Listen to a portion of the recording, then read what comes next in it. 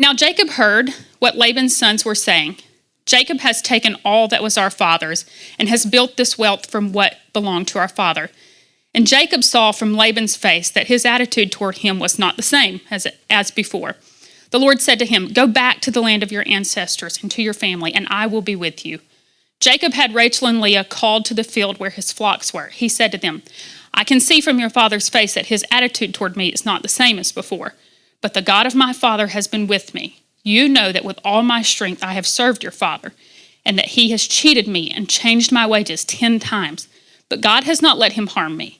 If he said, 'The spotted sheep will be your wages,' then all the sheep were born spotted. If he said, 'The streaked sheep will be your wages,' then all the sheep were born streaked. God has taken away your father's herds and given them to me." Jumping down to 14. Then Rachel and Leah answered him, "Do we have any portion or inheritance in our father's family? Are we not regarded by him as outsiders? For he has sold us and has certainly spent our purchase price.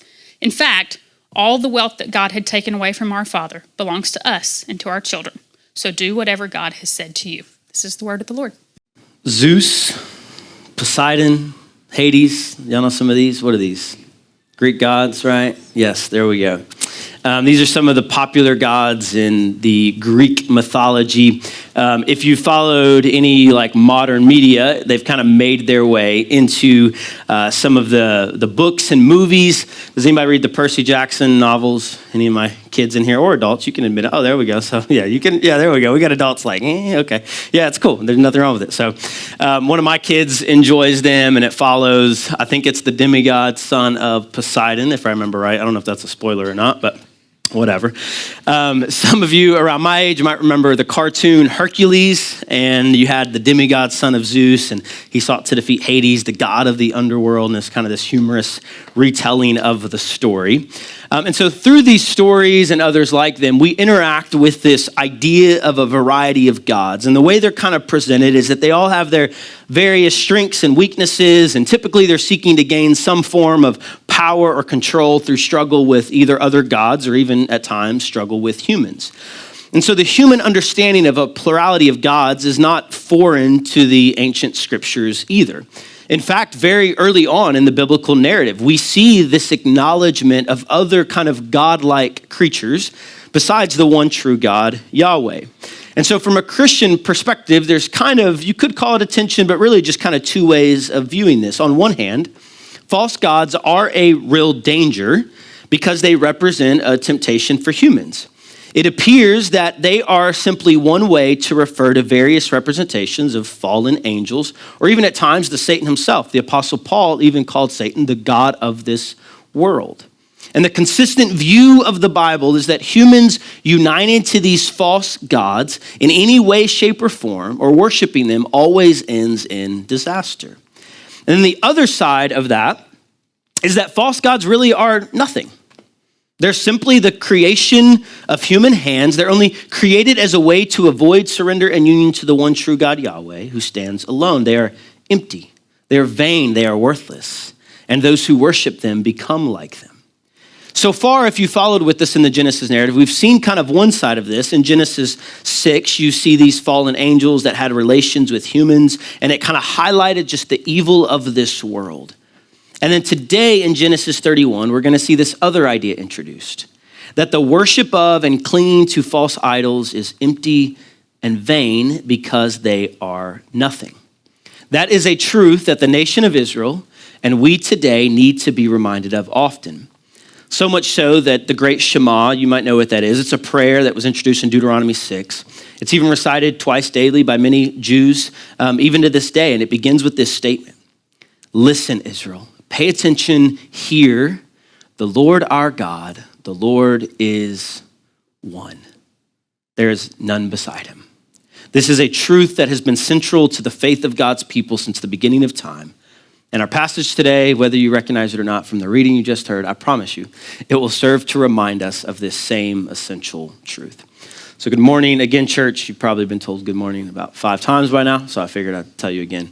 But my name is Joel. I get to serve as one of the pastors and elders here at New Eden Church. Primarily, my role is overseeing the bulk of the preaching ministry and then also many of our discipleship efforts. And so I'm honored to just serve alongside our other elders and staff and our members and be a part of what God's work is here in and among each of you. So we are continuing back in Genesis. You can see, as Sarah said, we're covering the entirety of chapter 31. As always, with these bigger chunks of passages, I'll be summarizing a lot. So feel free to follow along as best you can. I'll try to reference verses as I mention them. And then also when I read them, I'll have them on the screen for us. So if you remember, to catch us up, last week, Jacob was provided for by God, even in the midst of serving as essentially a slave in a foreign land underneath the thumb of his uncle and his father-in-law, Laban, okay? So Laban has treated him poorly. And so our story today covers his escape from that situation, heading back to his homeland where his brother Esau awaits him.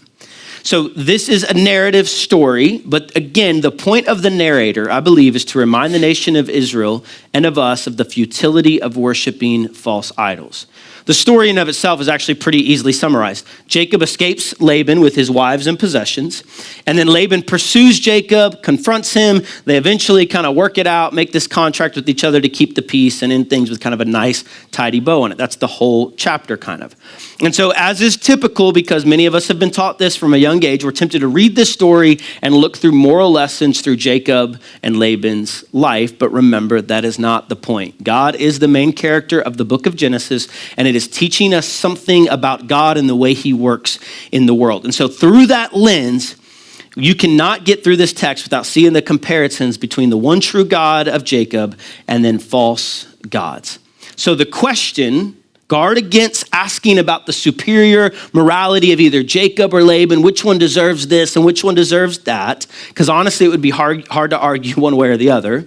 The ultimate question of our text today is about the superiority of the God of Jacob over the false gods of Laban, okay? And so that's what we're gonna see through our time together. So as we walk through it, I'm gonna highlight kind of three different comparisons between the God of Jacob and the false gods of this age, and that's how we're gonna kind of work our way through it. So the first comparison we're gonna see is security versus chaos. So the false gods of this age bring chaos. The one true God brings true stability and security. This is on the heels of much of what we touched on last week, but in the early verses of this chapter, we are reminded that the one true God of Jacob brings provision and comfort, even when life circumstances are incredibly volatile and unstable. If it wasn't clear in chapter 30, the text makes it explicitly clear in this chapter. God is the one that has been working to provide for Jacob and his family. Look at verse 3 again. God shows up to him and says, go back to the land of your ancestors and to your family, and I will be with you. The same God that appeared to him 20 years prior back at Bethel, making this promise, is now here reassuring Jacob of his continued presence as he heads back home, awaiting a scary situation with his brother Esau. It seems that after 20 years it's been, when his mom told him go just for a few days, it's been 20 years that he's been in this land, that after 20 years of reaping the fruit of his own deception and sin, he is finally, seems like, he's beginning to grasp the goodness of God. And what happens is, for the first time, he seems to move from passivity in his own role, like we saw in chapter 30, where he's just kind of going with whatever he's told. Now he's moving to faithful leadership, and it's based not in his own planning or schemes, but in God's faithfulness. You notice he doesn't tell his wives, hey, I've got us to where we need to go. You can depend on me. Look at what I did. He gives God complete credit for everything that happened. It's the first time he goes public with the promises of God to him. And that begins to show that his faith is starting to increase. He's not just like, hey, God told me something and we're going to see how it works out. But he's like, I believe this enough that I'm going to start leading based on the promises of God and his faithfulness. And they agree. To their credit, they say, yeah, in contrast to our own father, he's mistreated us as well. They recognize that God has provided as father in their lives, and they affirm Jacob, do whatever he's told you to do. And so through this, we get clear recognitions of the provision and security that God gives. Rachel and Leah even use the language of portion and inheritance. We don't have that. Typically, culturally, they would have been able to keep some of the bridal price for themselves, but they're not given any of that. Laban keeps it all for themselves. And so they actually lost all of their earthly father's possession and inheritance. But this was the door to them beginning to learn where true provision and inheritance comes from. And it's not in things of this age. These words will be continued throughout the Psalms and the prophets that God is our ultimate provision and inheritance, not anything of this age. And so they head out. Jacob still dealing with some fear. He doesn't even tell Laban he's leaving, right? He just heads on out. Verse 19 tells us that on the way out, we're not going to read it, but Rachel grabs some of these household idols is what they're called. And so we see this kind of theme more explicitly picked up here. She takes Laban's household gods or idols. Commentators have speculated on her motives. Is she just getting back at Laban? Was there some superstition here? Was it tied to the inheritance? We don't really know.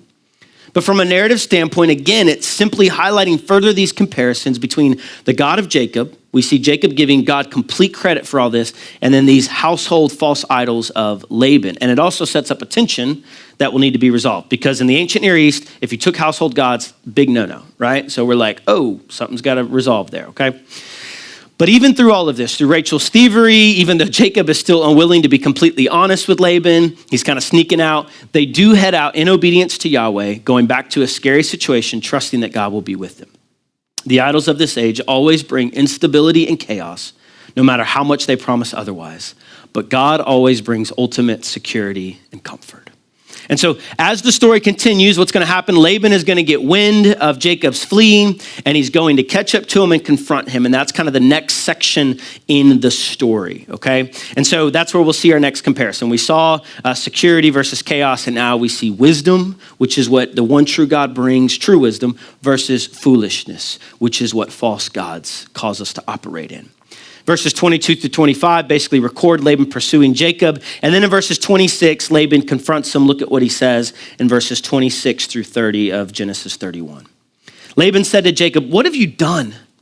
You have deceived me and taken my daughters away like prisoners of war. Why did you secretly flee from me, deceive me, and not tell me? Oh, I'm so innocent, Jacob.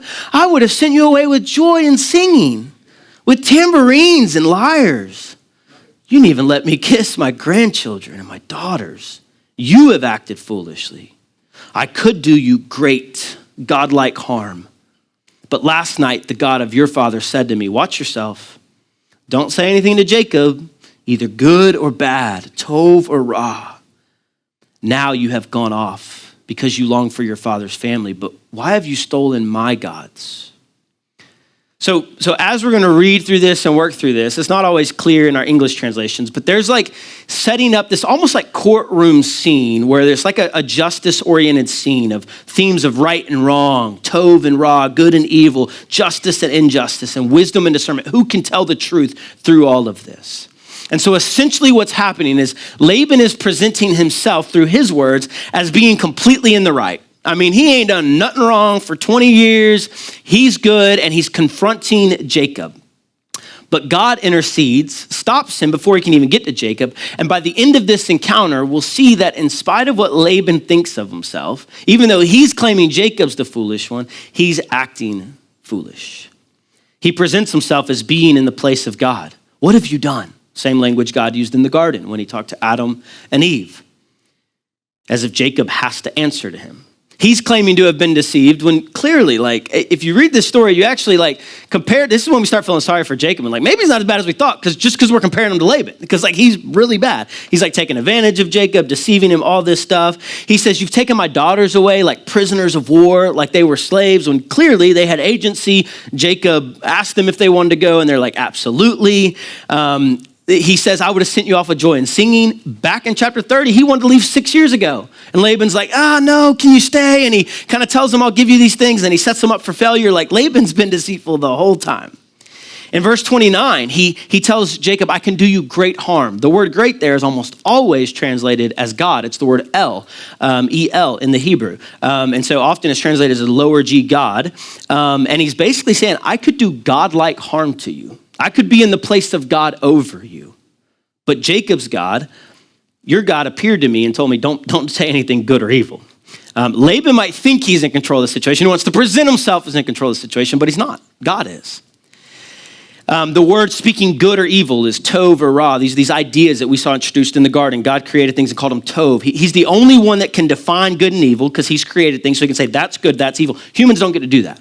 When we start doing that, we're saying what's right in our own eyes, not in God's eyes, okay? And so the idea here is that Laban, it's not that you can't speak to him at all. It's you can't stand in judgment over him. Laban can bring no charge against God's elect. It is God who justifies. Laban confronts Jacob. He then confronts him over his missing idols. And there's an irony here. If you're reading this story, Laban is essentially claiming to be in the place of God in many ways. And then he's like, but I really need my false idols. Those idols that I created with my own hands that are small enough for my daughter to steal and put in like a camel's saddle bag. I really need those. Why'd you take those? Those are a big deal to me, right? And so it's just this, almost like satire in many ways the way this narrator is writing this. And what's cool is like we hear Laban's words and then we get a glimpse into like what's really going on. That's intentional.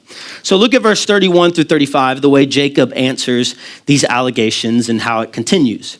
Jacob answers, well, I was afraid, for I thought you would take your daughters from me by force. We're starting to get some honesty from Jacob. I like that. If you find your gods with anyone here, he will not live. Before our relatives, point out anything that is yours and take it. So we got everyone here. Everybody's watching. Point out, that word is literally discern. Again, kind of courtroom language. You decide what is yours and take it. Now, Jacob did not know that Rachel had stolen the idols.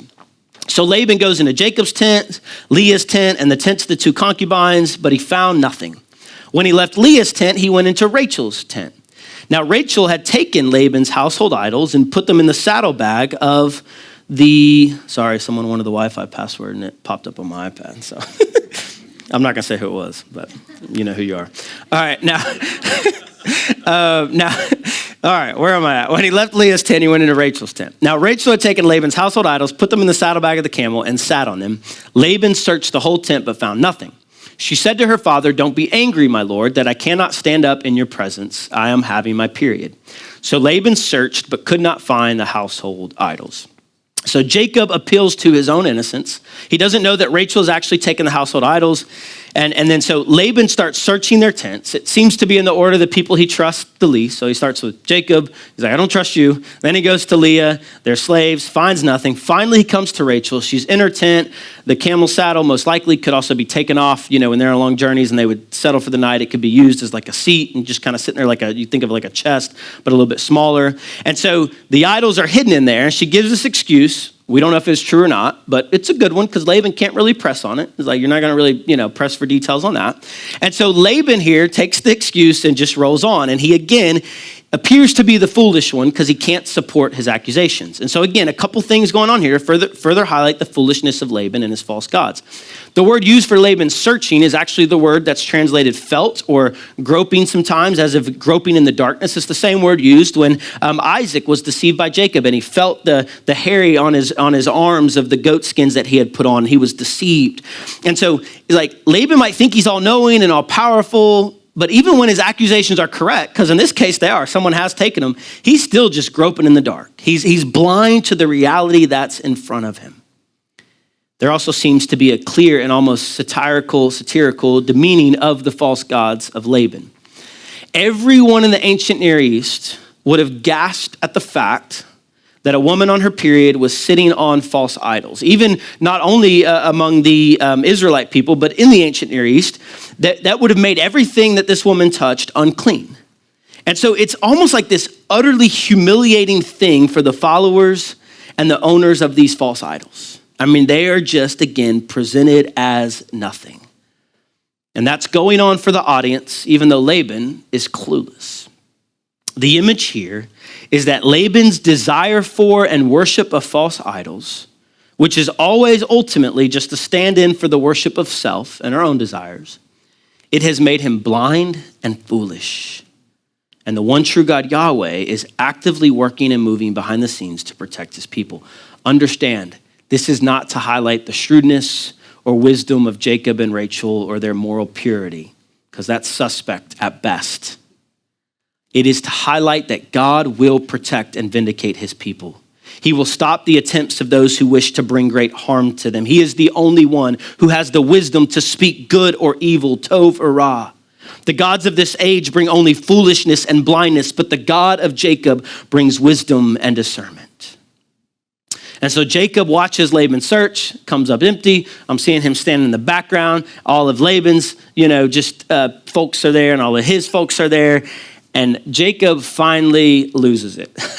In verse 36, I'm not going to read it all. You can read it. It's like 20 years of frustration and passivity kind of finally spill over into him speaking what is truth to Laban for the first time. Probably not in the most healthy way, right? Maybe out of the motivation for justice. I don't know. But he's like, you got to hear what I got to say.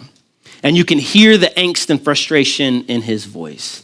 He basically says, hey, go ahead, Laban, let everyone here decide whose possessions are what. You want to fight over it? We got everybody here. Let's just get everything out in the open.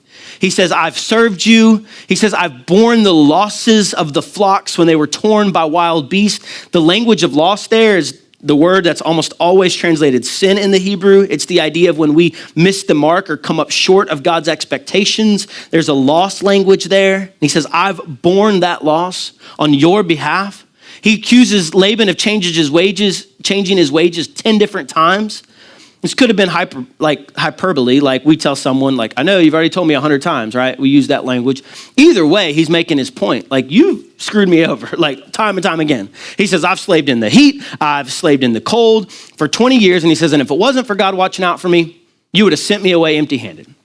It wouldn't have been with joy and tambourines and shouts. It would have been empty-handed. But at the end of his statement in verse 42, he says, the God of my father has been with me. He has seen my affliction. Same language when God saw Hagar, God saw Leah. He has seen my affliction. And he says he has issued his verdict last night to me. You see that courtroom language? Only God is the one who's wise enough to be the judge. God has vindicated him. And Jacob slowly is being brought to a place where the only person whose vindication he begins to care about is God's, not Laban's, no matter how much power he once held over him. And look how Laban responds. I love this. In one last-ditch effort to not look like an utter fool. Genesis 31:43. Laban answers Jacob, the daughters are my daughters. He doesn't want to appeal to everyone watching because he knows this is true. The children, my children, and the flocks, my flocks. Those are all things that Jacob has rightfully worked for. Everything you see is mine. It's all mine. He's just angry now. But what can I do today for these daughters of mine or for the children they have born? Come now, I'll be the reasonable one. Let's make a covenant. And you and I, and let it be a witness between the two of us. Like someone getting beat, really bad in a game. They're like, why don't we just call it a tie? We go with that, No, bro, at this point, whatever. He's just claiming everything Jacob has rightfully earned is his. Clearly it's not, but he offers this peace treaty, this covenant. And I love this because Jacob, the turntables have turned, okay, or the tables have turned if you're not an Office fan. And right in here, at this moment, Jacob now has the upper hand. Jacob actually could do him great harm, but I think he's slowly moving from viewing the world as primarily about winning, about posturing, about earning, and Jacob actually agrees to this covenant. And it's here that we see the last and probably most important comparison between the one true God and false idols, and it's this: grace versus earning. One God operates on the basis of grace, and gods of this age operate on the basis of earning and striving and working. Jacob has been the one suffering. It's clear here. And he's had his problems. He's not at fault. But he's been the one suffering. He's been the one bearing the loss of Laban, the one vindicated by God. Laban is still claiming it's all his, and he still accepts Laban's kind of faux offer of peace. It's not even real. Laban just doesn't want to look like a fool. Even as they work out the terms of the covenant, you can see their dissonance. Verse 46, they're going to gather these stones and make a mound here, and they're going to both call it a witness heap. One uses the Aramaic word for it, and one uses the Hebrew term for it. Laban is going to lecture Jacob on his morals, how you better treat my daughters rightly, when clearly Rachel and Leah have already exposed Laban's mistreatment of them. The whole supposed covenant is quite a sham. They call the place Mizpah, which means watchtower. And he says, Jacob, God's going to watch over you. You can't cross these lines to come do me harm, as if that's the issue. Remember, Laban's the one making the empty threats here, right? That he's going to do him harm. Jacob doesn't want to be there. He's been trying to leave for at least 6 years, and you're telling, you're setting it up to guard yourself from him. He still has to posture himself as if he's the one here in control and in power and all this stuff. And then almost as if a slap in the face, in verse 53, Laban still invokes his own false gods that he can't even find alongside the God of Jacob. Like, all right, let's just still call it, like, we're going to put my gods up with here. I'll let you bring your God to the table too, but they're still kind of on the same page. Totally ignorant to how powerless his false gods are in the face of the one true God. And that's about the only thing, I love this, like the only thing Jacob really, and I don't even know if he's defended. That's the only thing he has. He didn't really defend it. He just says, okay, I'll swear, but he swears by the one true God. He won't include Jacob's false idols. He swears, he calls it the fear or the reverence of his father Isaac is the way he actually refers to God. Very unique term, not used that often in the scriptures. Later, this will all be collapsed into being called the God of Abraham, Isaac, and Jacob, kind of all together. But the idea of this, the idea of this language here is this. No matter how much fear Jacob had of Laban in the past, he's slowly moving to only reverence God, not man. And he's still going to struggle with that next week. We're going to see it in the journey. But Jacob sees no need to win the fight. He even offers a sacrifice on the mountain. He invites them to a meal. He's actually offering pretty incredible grace to Laban in this moment, even though it's undeserved. And then they get some rest. Laban and his people head on home. And we don't really hear of Laban in the narrative again. The one true God of Jacob has won. He's exposed and shamed the false idols of the day. And this is not because of Jacob's good deeds or because of Rachel's great trust or Leah's goodness, but simply because God is gracious. Jacob is slowly learning, and this is a lesson for us, that the one true God, Yahweh, is not like humans. And we're the ones that set up the false gods. We're the ones that fashion them. That's why they're always based on merit and striving and earning and contracts, just to kind of keep the peace. And this always leads to division and strife. And this fleshes itself out even in our day. Tim Keller, I believe, was the first to say, our hearts are idol factories, meaning we are constantly creating and fashioning idols and gods that we love to serve. And I know because my heart is prone to wonder. My heart is prone to give in to the allure of false idols that either I or others around me have fashioned. And it's so easy to point out Laban's foolishness on display in this chapter. Why would he do that? Don't you see how foolish it is? But my heart is often no better. Now, I mask it in my own culturally acceptable ways, like Laban did. But often the state of our souls is determined by our own earthly stability and security. In things like our careers, we can take good things and make them God things. Things like our careers, how well our grades are doing in school that semester, how well our most recent performance was on the athletic field. Our emotions might fluctuate along with our bank accounts, our Bitcoin investments, or our retirement plans. Our decision-making often comes from trusting the God of research or earthly wisdom. What would everyone else tell me to do? Instead of actually believing that the God who said he would be with us till the end of this age is actually giving us the very Spirit of God that lives within us, and he might actually have something to say about the next step we take.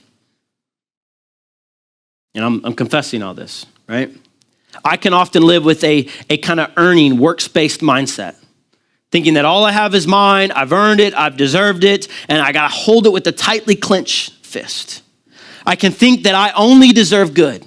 I can deceive myself like Laban. I'm the good guy in this story, always, conveniently. In all my interactions, I'm the one with pure motives. If they could only see my heart, and I'm not really concerned about seeing theirs, right? I'm innocent till proven guilty. Others are guilty until proven innocent. Well, I'm sure they meant this. And of course, me like, well, I didn't mean it that way, right? Like, you understand this is how I operate a lot of times in my world. And because of this, because I'm a great, I can defend myself. I'm a good attorney for myself. I deserve good things to happen to me, right? And if you wonder because we would never say, hey, we think God owes us wealth through this because we've been good, right? That's prosperity gospel. We don't do that. But wait till bad things happen and see how we get offended. When we've done all the right things, we've checked all the right boxes, and my life falls apart. And I'm revealing that I'm essentially viewing God as a genie. You owe me earthly stability, some form of prosperity if I do the right thing. Maybe not wealth, but at least enough retirement to keep me comfortable, and at least enough help to just get by, and a pretty good family that likes me, and we've got good relationships. I at least am owed that, right? And here's the thing, guys. God has never hidden what he offers us. He actually says up front, hey, lose your life and then you'll find it. But here's the thing. He says, my offers to you are not based on your striving or your merit or your earning, but it is based on grace alone. He even says it rains on both the just and the unjust alike. And the reality is, it is earthly gods that aren't honest with you. They are the ones that demand and say, if you give me this, then I'll give you this. And they demand and take and take and take, but never show up when it's their time to give back. The gods of our own making that will never fulfill or satisfy us. The career, the bank account, the relationship, the performance, all of those things will promise you the world. Just strive, go get, go earn it, but they will demand your soul in return. And here's the crazy thing. When we worship those things and set them up, we become like what we worship, empty and void and vain. And we have seen that. We've experienced those people. We've been those people. And it is not, I want to be clear, there's nothing wrong with desiring earthly stability. We were created for that in the garden, where needs were provided for. We're going to have that fully someday. And sometimes we get pictures of that. Jacob in this text got a temporary earthly favor and stability. When God does that, that is awesome. That is a beautiful picture of something final that's to come. But when our trust and hope is in those things, it is so damning and destructive. It will destroy us. Psalm 115 says it this way. Our God is in heaven, does whatever he pleases. Their idols are silver and gold made by human hands. They have mouths but can't speak. They have eyes but can't see. They have ears but cannot hear, noses but cannot smell, hands but cannot feel, feet but cannot walk. They cannot make a sound with their throats. Listen to this. Those who make them are just like them.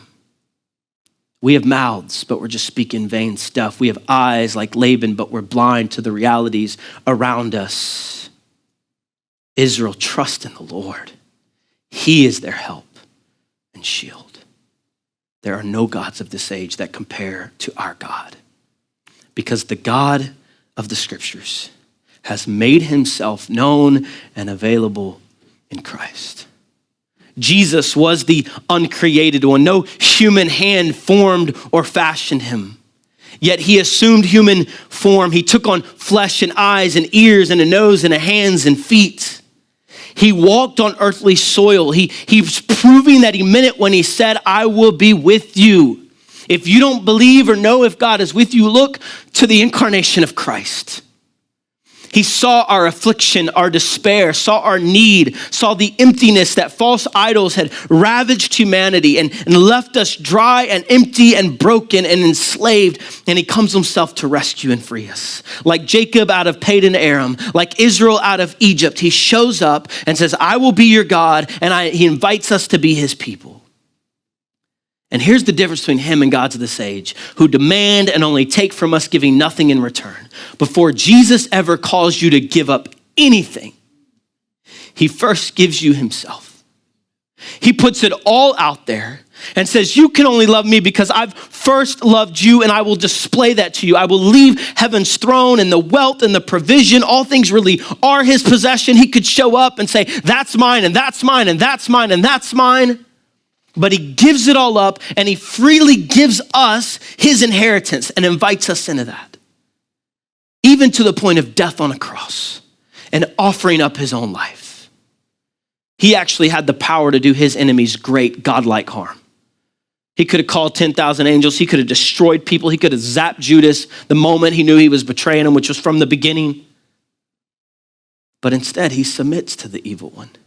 He bears the sin and loss, like Jacob, but better. The places where we have come up short countless times, over and over and over. He says, I'll take that on me. Put it on my shoulders. They can handle it.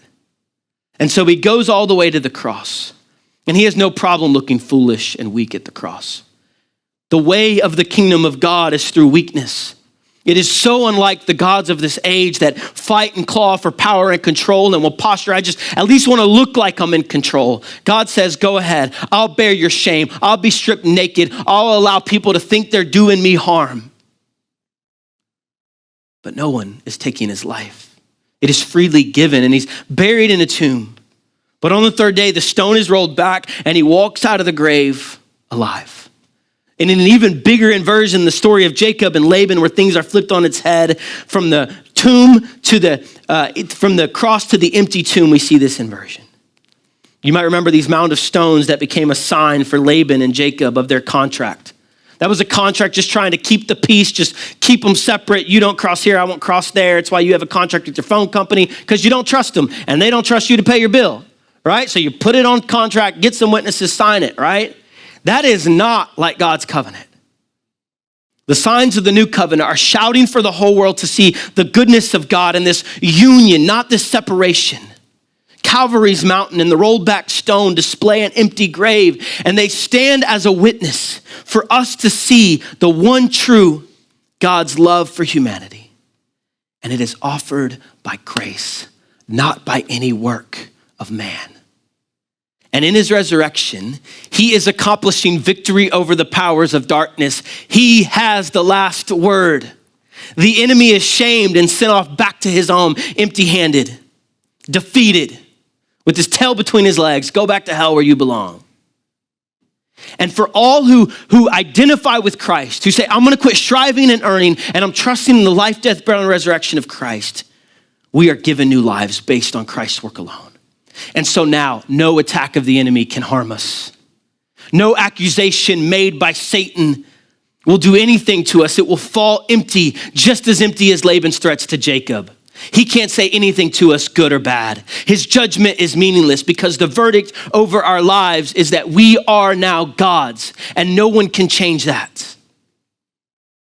And we are welcome to this covenant of grace. We get to feast, not one last time, because we're never gonna see each other again.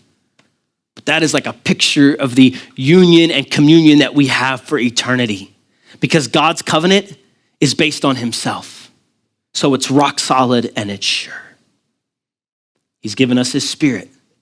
And the here and now is the down payment. He's gonna return, he's promised it. And he says, hey, I'm giving you the spirit. I will be back, I'm going to prepare a place.